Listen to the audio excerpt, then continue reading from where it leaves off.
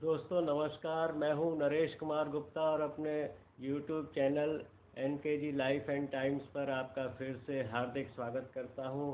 दोस्तों, इस वीडियो का विषय है कि भूत क्या होते हैं और कैसे होते हैं और क्या करते हैं।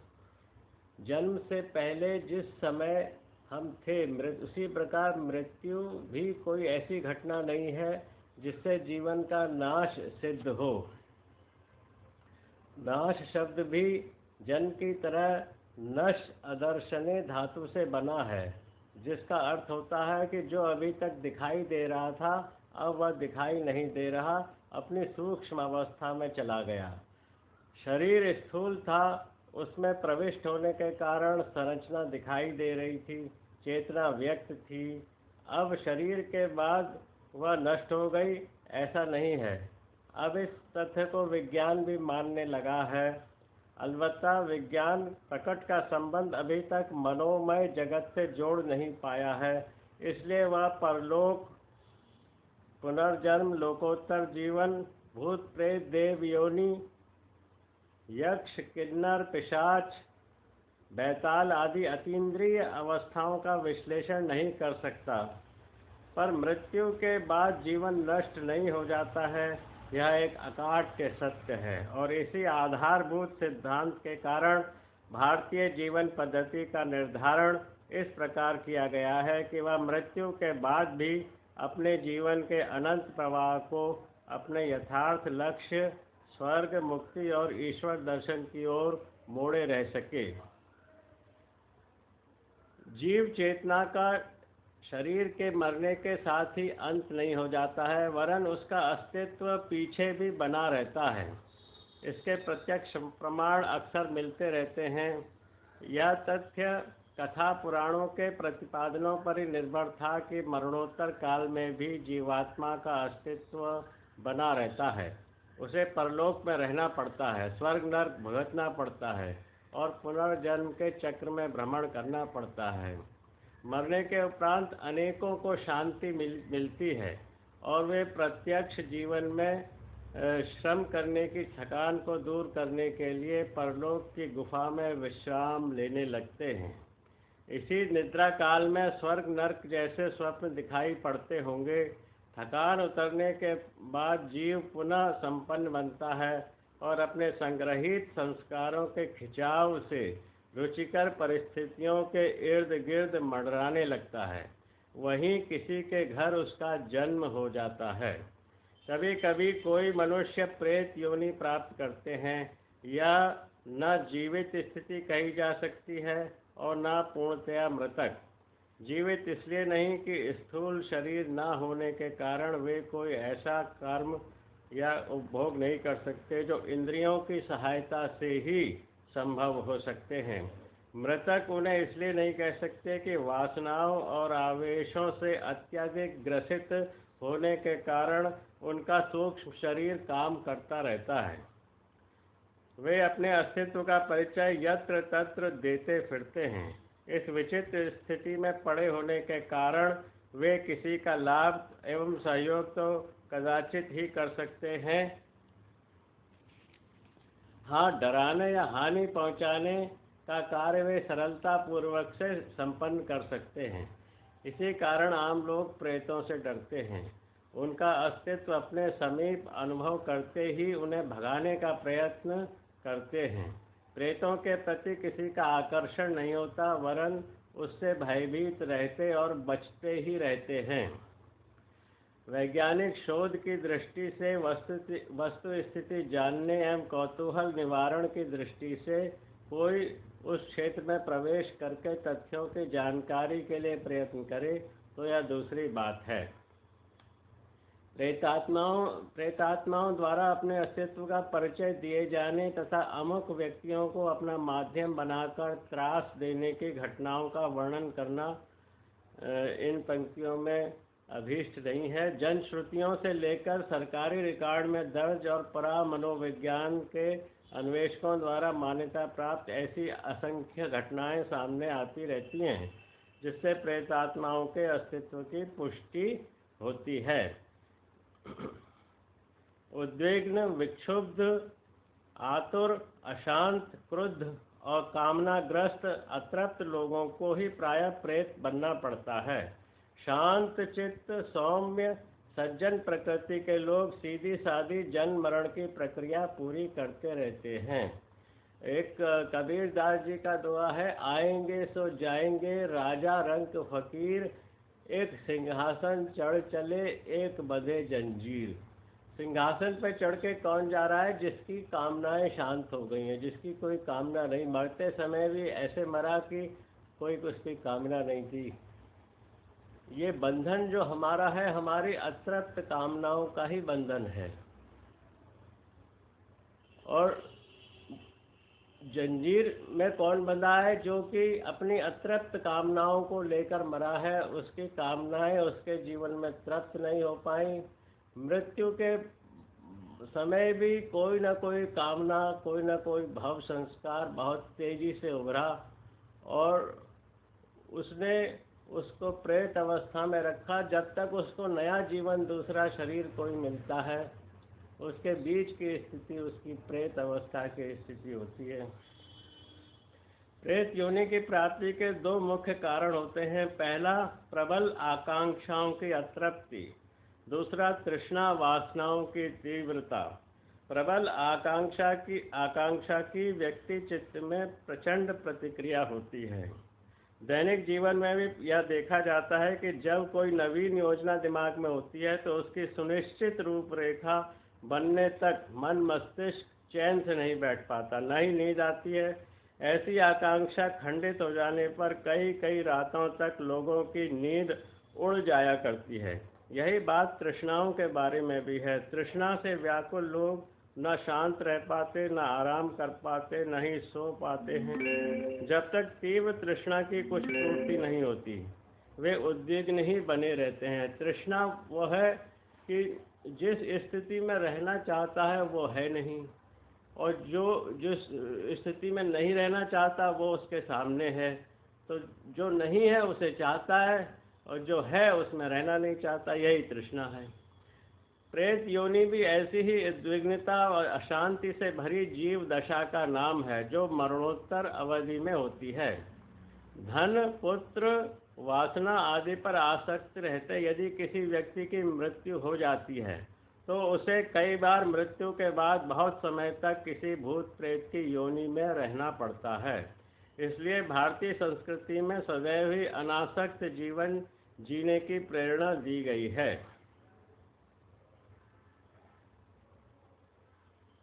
मैनचेस्टर एक घटना ऐसी है जिसे श्री J.D. विलियम्स ने स्वीकार किया है। मैनचेस्टर के दुल्ली स्ट्रीट के अनेक लोगों ने इस घटना को अपनी आंखों से देखा। श्री विलियम्स महोदय ने इस घटना को 3 नवंबर 1968 के इंदौर से छपने वाले दैनिक अखबार नई दुनिया में छपवाया भी था। उनका यह लेख विश्व के अनेक अखबारों में छपा और बहुत समय तक लोगों की चर्चा का विषय भी बना रहा। मैनचेस्टर की दुल्ली स्ट्रीट पर स्थित छोटे से मकान के पास जैसे ही प्रसिद्ध शिक्षा शास्त्री डॉक्टर J.D. विलियम्स पहुँचे, घर के लोगों ने उनका स्वागत किया। इस घर में पति पत्नी और उनके 2 बच्चे, कुल 4 व्यक्ति रहते थे। चारों तब घर में ही उपस्थित थे।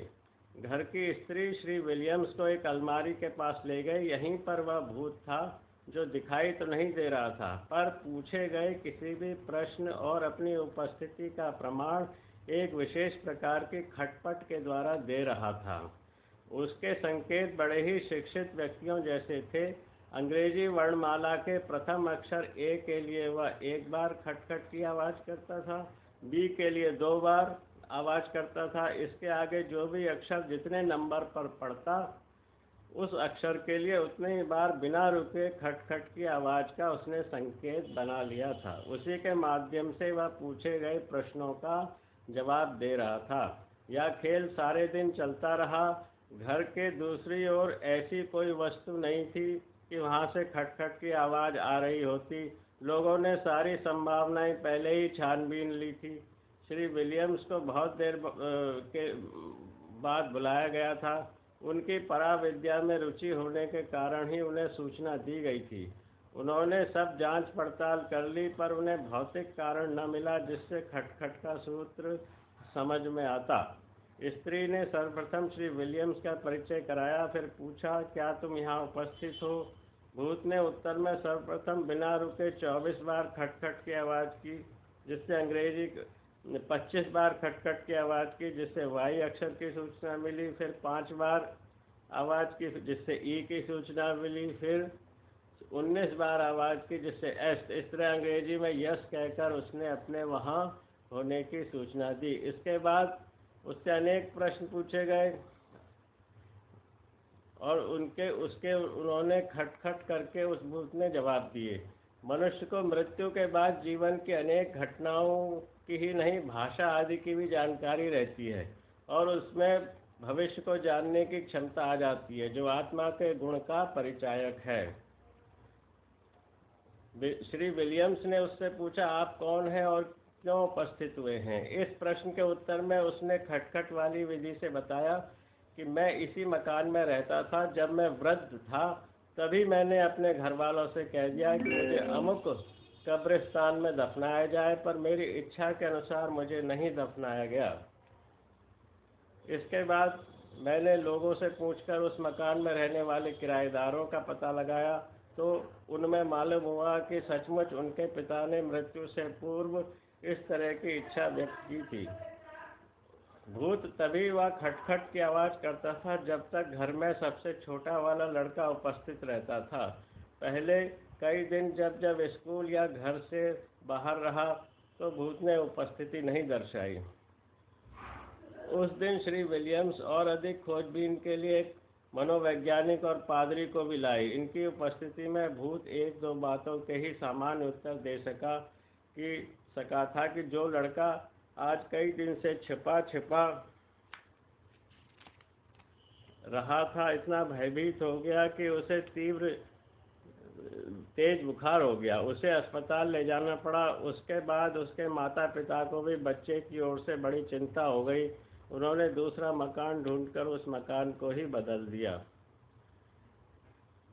भूत किसी का अहित नहीं कर सकता। यदि कर सकता है तो वह कोमल और भीरू मस्तिष्क वाले लोगों को ही डरा सकता है।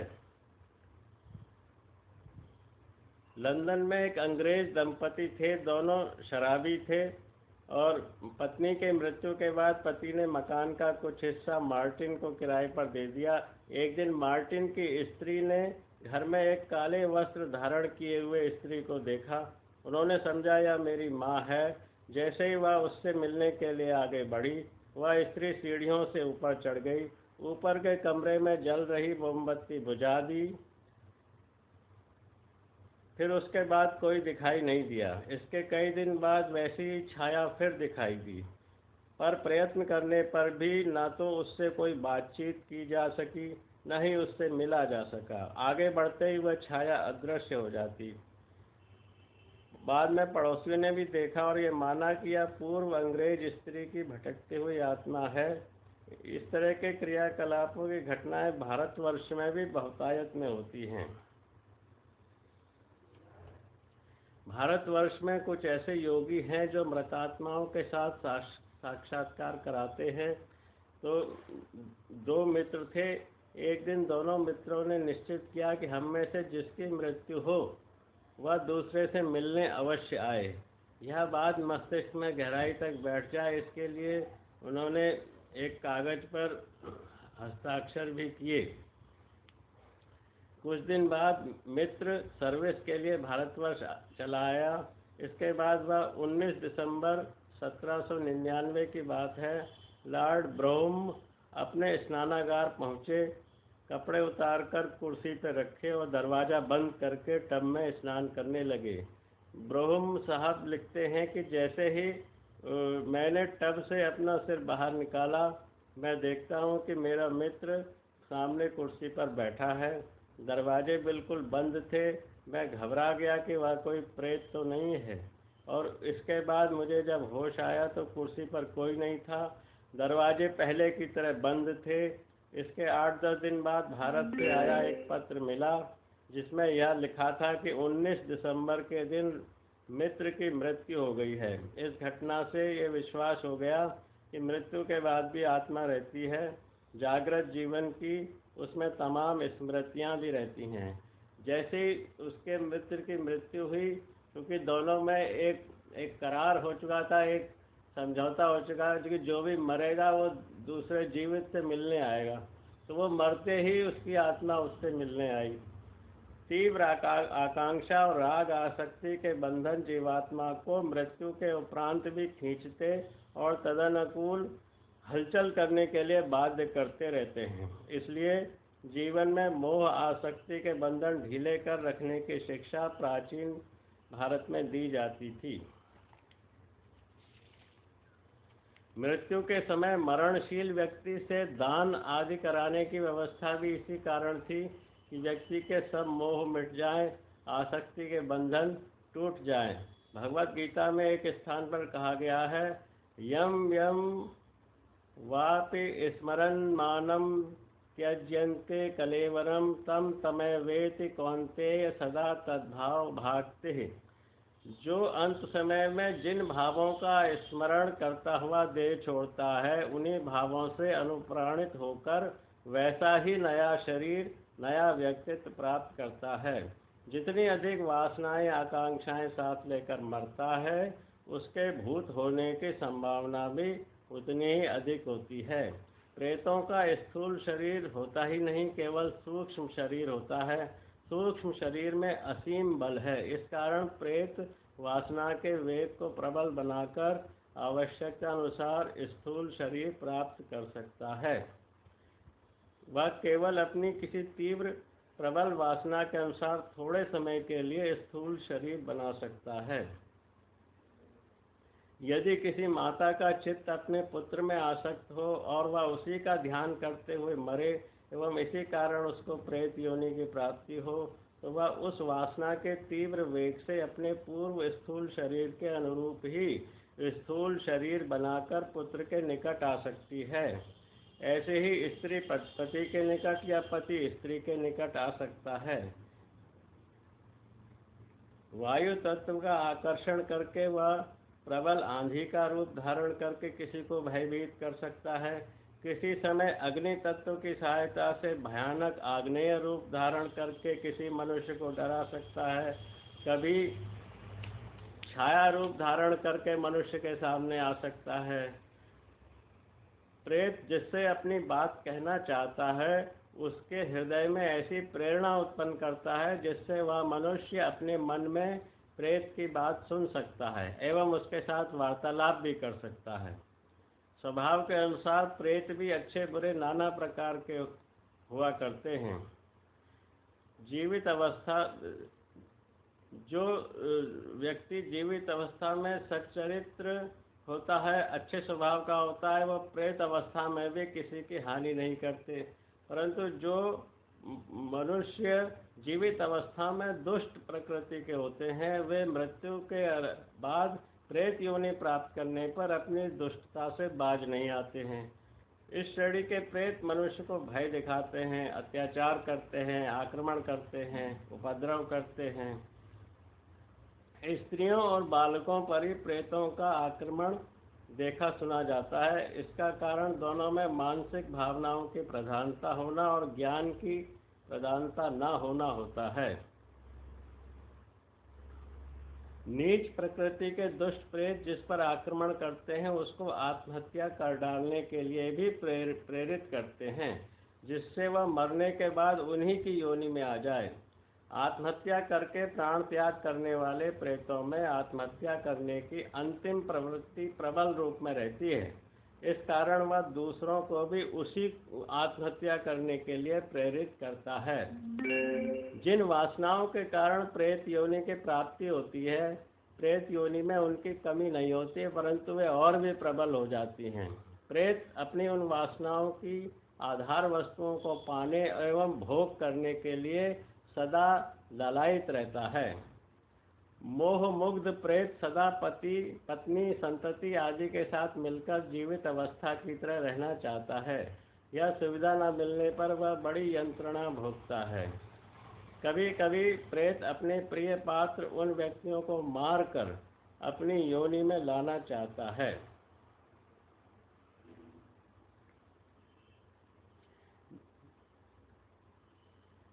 इसी तरह यदि कोई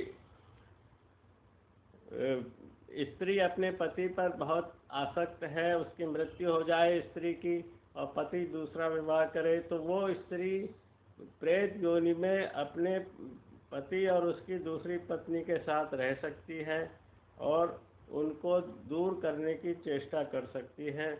और जो लोग आजीवन धन संचय करके कंजूस होते हैं, धन के मोह से वो भी प्रेत बन जाते हैं। और जिस घर के जिस स्थान में उनका धन रहता है, वो सदैव वहाँ रहने की चेष्टा करते हैं। ऐसे ही व्याभिचारी पुरुष प्रेत योनि में जाकर अपनी व्याभिचार वासनाओं को परित्याग नहीं कर सकते।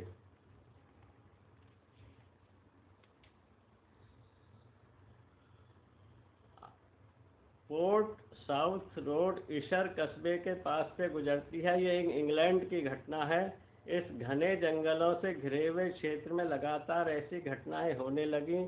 जैसे ही कोई मोटर उधर से गुजरती तो बंदूक की गोली की तरह सनसनाती हुई चीज आती और मोटर के शीशे, छत या दरवाजे से टकराकर उसमें छेद कर देती। यह छेद 1 इंच का इतना साफ, सीधा, गोल और व्यवस्थित होता मानो किसी बहुत होशियार मिस्त्री ने सदी परखी हुई मशीन से किया है। ऐसी घटनाएं लगातार होती रहीं। पुलिस ने भी काफ़ी इसमें माथापच्ची की, काफ़ी इन्वेस्टिगेशन किया, कुछ भी पता नहीं चला।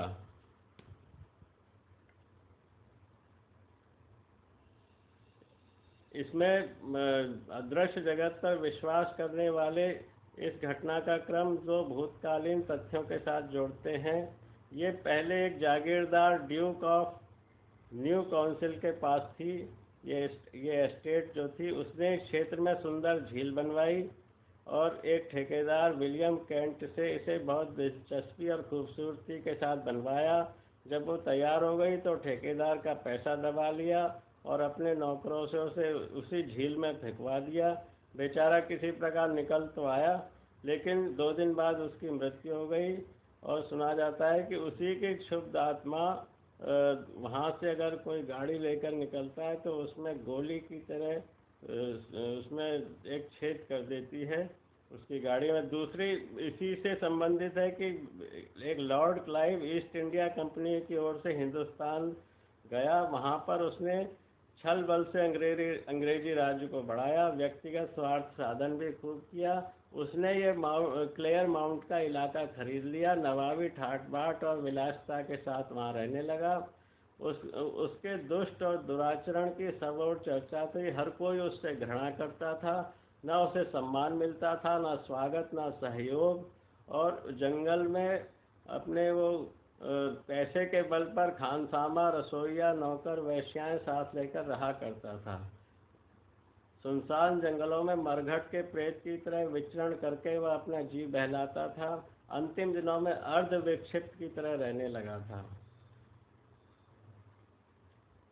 और इसी दिन एक असह्य मानसिक तड़पन में उसने आत्महत्या कर ली और उसे वहीं दफना दिया गया। तो क्लाइव की आत्मा संभव है अपना मोटर द्वेष इसी धारण किए हुए हो और संभव है कि इसी क्षेत्र में उसका आवागमन उसे सहन न होता हो और आक्रमण का ऐसा अनोखा शस्त्र उसी के द्वारा प्रयुक्त किया जाता हो।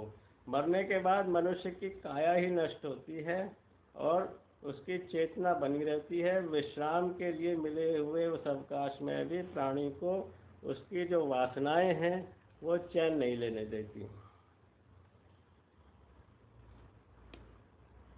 इस घटना जो अभी मैंने आपको बताई कि जो ठेकेदार को उस एस्टेट के मालिक ने मरवाया, तो वो एक निर्दोष और एक निरीह प्राणी था और वो उस तरह का उसका कलुषित मन नहीं था कि वह किसी को नुकसान पहुंचाए। लेकिन क्लाइव का जीवन, पूरा जीवन धोखा देने में, अत्याचार करने में गुजरा और वही संभव है कि इस तरह के मरने के बाद वो उपद्रव कर रहा हो।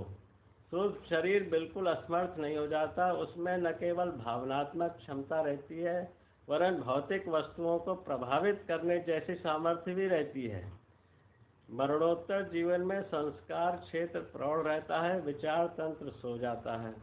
मरणोत्तर जीवन शांत सुखी परोपकारी स्थिति का रहे, इसके लिए इसी जन्म में तैयारी करनी पड़ती है।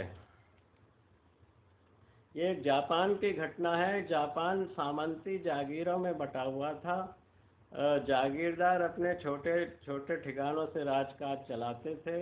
ऐसा ही एक ठिकाना था शिमोसा प्रांत का साकुरागढ़। इसका एक सामंत था कोत्सुके। उसने अत्यधिक कर लगा रखे थे। किसानों पर इतने जुल्म ढाए कि लोग त्राही त्राही कर उठे और 136 गांवों के किसानों ने सोचा कि ये छोटे कर्मचारी हम पर अत्याचार कर रहे हैं, अपनी बात हम ऊपर बड़े दरबारियों तक या सम्राट तक पहुंचाएं तो हो सकता है हमारी समस्या का निवारण हो। तो एक दिन उनका जो एक जत्थेदार, वो लोग साकुरा की ओर चल पड़े और वहाँ पर उनका जत्थेदार था 48 वर्षीय सोगोरो। तो अधिकारियों ने एक बड़े जागीरदार को उसे उनको भेंट करने की इजाज़त नहीं दी, अर्जी को पढ़कर वापस कर दिया। और लेकिन उनका जो नेता था वो वहाँ नहीं गया। अन्य किसान तो चले गए, सोगोरो वहीं ठहरा रहा और उसने अपनी जो किसानों के दुख की गाथा थी सम्राट तक पहुँचाने की उसने निश्चय किया। संयोगवश वहीं पर सम्राट भी आ रहे थे और कृषक मुखिया ने एक अच्छा अवसर समझा, उस अर्जी की नकल को सम्राट का रास्ता रोककर उनके हाथ में थमा दिया। परिणाम तो कुछ नहीं निकला, लेकिन सामंत ने सोगोरो को गिरफ्तार करा दिया और उस पर मुकदमा चलाकर उसको सपरिवार उस सरेआम उसकी पत्नी, उसके बेटा, उसकी बेटी सबकी सिर कलम करवा दिए, लाशें दफना दी गईं। लेकिन उसके बाद ही उस वातावरण में न जाने कैसा भयंकर उभार आया कि सर्वत्र एक आग और घुटन अनुभव की जाने लगी। शासकों को विचित्र भयानकता ने घेर लिया। तीसरे ही दिन सुधार की घोषणाएं हुई, किसानों पर अत्याचार की जांच प्रारंभ हुई और वो समस्त सलाहकार, 4 जिलों के शासनाध्यक्ष, 22 अफसर, 7 न्यायाधीश, 3 लेखा परीक्षक बर्खास्त कर दिए गए। किसानों पर समस्त बढ़े हुए कर और प्रतिबंध उठा लिए गए। ऐसा विचित्र परिवर्तन कैसे हुआ? सामंत एकाएक कैसे बदल गया? सोगोरो का प्रेत इस बुरी तरह राज्य परिवार के पीछे पड़ा है कि अब उन्हें किसी प्रकार अपनी खैर दिखाई नहीं देती। सामंत कोत्सुके, नोसुके और उसकी पत्नी सोते जागते भयंकर प्रेत छाया को अपने चारों ओर अट्टहास करते और अनुभव करते कि उन्हें अब तो मृत्यु का ग्रास बनना ही पड़ेगा। नंगी तलवार का पहरा बिठाया गया, ओझा तांत्रिक बुलाए गए। किसी से जब कुछ रोकथाम नहीं हुई तो सामंत की पत्नी बीमार पड़ी। चारपाई से फिर उसकी लाश ही उठी। वो स्वयं विक्षिप्त सा रहने लगा। एक जगह एक अवसर पर सभी सामंत सम्राट को वार्षिक भेंट देने के लिए इकट्ठे हुए। इनमें साकेई एक दूसरा सामंत था जिसका नाम साकेई था। उसके साथ कोत्सुके की झड़प हो गई। उसने साकेई की हत्या कर दी। जान बचाकर वो भागा और अपने किले में आ छुपा। सम्राट ने 5000 सैनिक भेजकर उसके किले पर कब्जा कर लिया और उसको बेड़ियों में जकड़कर राजधानी बुलाया, जहां उसका सिर उसी तरह उड़ाया गया जैसे उसने सोगोरो, जो किसानों का नेता था, उसका सिर उड़ा दिया। तो इस सोगोरो के प्रेत ने अपनी सूक्ष्म अवस्था में अपनी विशाल शक्तियों का प्रयोग करते हुए इन सब घटनाओं को अंजाम दिया।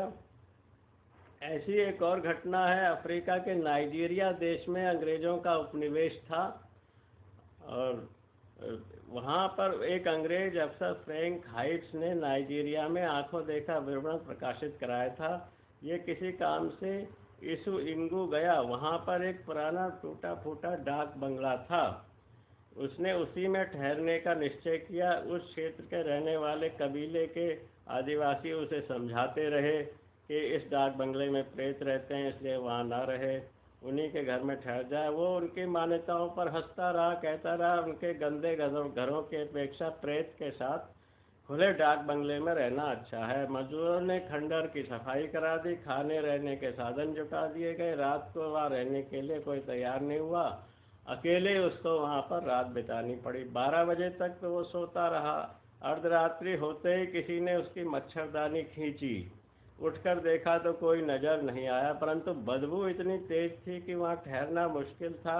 इतने में तेज हवा के झोंके ने बंगले की खिड़कियां जोरों से खड़खड़ाना शुरू कर दी। मेज पर रखी चाय की प्लेट जमीन पर पटक दी। साथ ही किन्हीं भारी पैरों की आवाज़ उसे इस तरह सुनाई पड़ने लगी मानो कोई बड़ी आकृति का प्राणी इधर उधर टहल रहा हो। भरी पिस्तौल हाथ में लेकर हाइप्स बाहर निकला तो देखा अंधेरे में कोई छाया जैसी आकृति बरामदे में टहल रही है। अफसर ने आवाज़ दी पर कोई उत्तर नहीं मिला तो उसने 2 गोलियां दाग दी, पर इसका कोई प्रभाव उस आकृति पर न पड़ा। आकृति समीप बढ़ती आई और उसकी शक्ल आसानी से दिखाई देने लगी। भयानक चेहरा, नाक बैठी हुई, होठ खुले हुए, गंजा सिर, स्थिर पुतली, गड्ढों और झुर्रियों से भरे गाल, वह बड़ा भयानक लग रहा था। अफसर मूर्तिवत सुन्न खड़ा रहा। वह सोच न सका कि वह कौन है और क्या कर रहा है। धीरे धीरे आकृति पीछे हटी और खंबे पर चढ़ने लगी। अफसर ने उसे निशाना बनाकर 2 गोलियां और चलाईं, पर वह किसी को लगी नहीं। छाया भी गायब हो गई। डरा हुआ हाइप्स बेतहाशा भागा। कुछ दूर वह चीख के साथ बेहोश हो गया। आदिवासी यह जानने के लिए इर्द गिर्द ही घूम रहे थे कि देखें क्या घटना घटती है। वे लोग चीख सुनकर दौड़े आए, अफसर को उठाकर अपनी चौपाल पर ले गए, जहां उसे कई घंटे बाद होश आया। दूसरे दिन अफसर ने आदिवासियों को बुलाकर उनके परिचित प्रेत की बाबत पूछताछ की तो लोगों ने बताया कि जिस जगह यह डाक बंगला बना है उस जगह पहले एक टीला था जिस पर जूजू देवता की पूजा होती थी और जानवरों तथा मनुष्यों की बलि दी जाती थी। जब अंग्रेज आए तो उन्होंने उस स्थान को अनगढ़ मूर्तियों को उठाकर एक ओर फेंकवा दिया, नर बलि और पशु बलि बंद करा दी, डाक बंगला बनवा दिया। इस पर उस क्षेत्र का देव पुरोहित बहुत बिगड़ा। अंग्रेजों के चले जाने पर गांव वालों को इकट्ठा करके बोला कि इस डाक बंगले को जला दो, फिर यहाँ फिर से देवता की पूजा प्रारंभ करो। भयभीत ग्रामवासी इसके लिए तैयार नहीं हुए। निराश पुरोहित क्रोध में उन्मत्त स्थिति में पागलों की तरह बड़बड़ाता मंत्र पढ़ता हुआ उस डाक बंगले के चारों ओर चक्कर लगाता रहा। अंत में एक रस्सी से उसी के बरामदे में फांसी लगाकर मर गया। तब से वह उसी पुरोहित का प्रेत डाक बंगले में रहता है। कोई उधर जाने की हिम्मत नहीं करता। इससे पहले भी जो भी अंग्रेज अफसर आया है और उसमें ठहरा है, उस प्रेत ने उसको ठहरने नहीं दिया। उस बंगले में ठहरने वाले यह अनुभव करते रहे हैं कि विचित्र प्रकार के दुर्गंध उस बंगले के कमरों से आती है और भीषण गर्म क्षेत्र में बंगले में रात में कपकपाने वाली ठंडक रहती है। बाहर हवा बिल्कुल बंद होती रहे और अंदर आंधी तूफान से उठते रहते हैं। फ्रैंक हाइट्स ने इन बातों की जानकारी विस्तार पूर्वक प्राप्त की और जब उसे डाक बंगले के भुतये होने का विश्वास हो गया तो भविष्य में किसी अवसर पर संकट न आए या ध्यान में रखते हुए उसने अपने सामने ही उसमें आग लगवा दी और जलकर धराशायी हो गया। ये कितने आश्चर्य की बात है कि अग्निकांड के साथ भविष्यवाणी भी सिद्ध हुई। पुरोहित जब आदिवासियों को डाक बंगला जलाने के लिए तैयार नहीं कर सका तो उसने इतना ही कहा, अच्छा तुम मत जलाओ, पर देखना एक न एक दिन वह किसी न किसी के द्वारा जलकर ही नष्ट होगा।